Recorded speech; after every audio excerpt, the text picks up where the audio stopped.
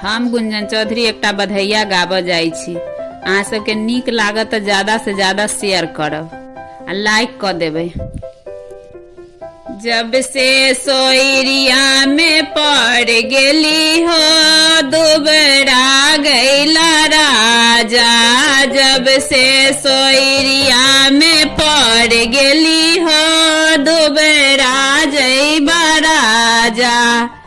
कहू तहे धनी सासु बजा देब।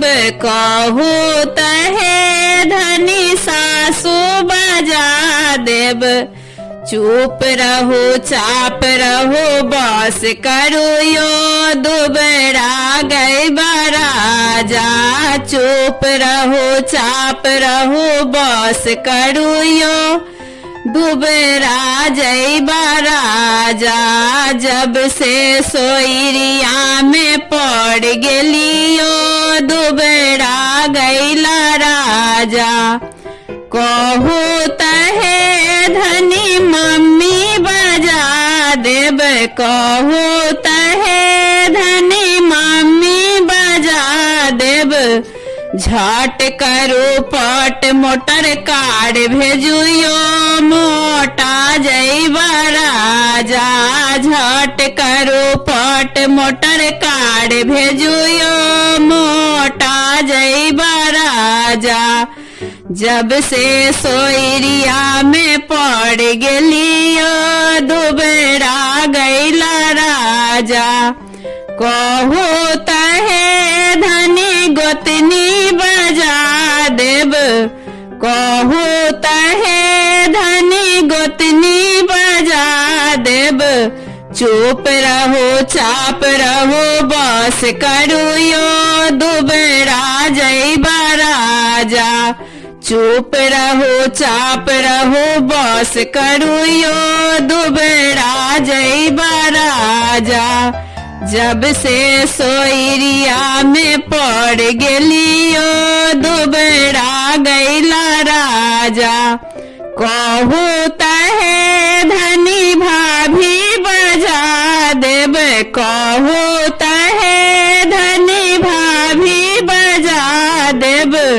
झट करू पट मोटर कार भेजुयो मोटा जैबा राजा। झट करू पट मोटर कार भेजुयो मोटा जैबा राजा। जब से सोयरिया में पड़ गेलियो दुबरा गैला राजा। कहू तहे धनी ननदी बजा देब।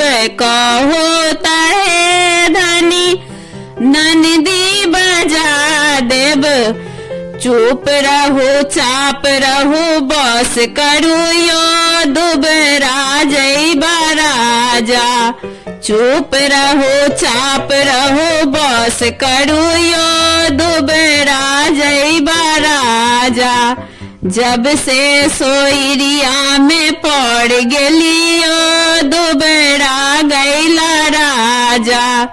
कहू तहे धनी बहिनी बजा देब। कहू तहे धनी बहिनी बजा देब। झट करू पट मोटर कार भेजुयो मोटा जैबा राजा। झट करू पट मोटर कार भेजुयो मोटा जैबा राजा।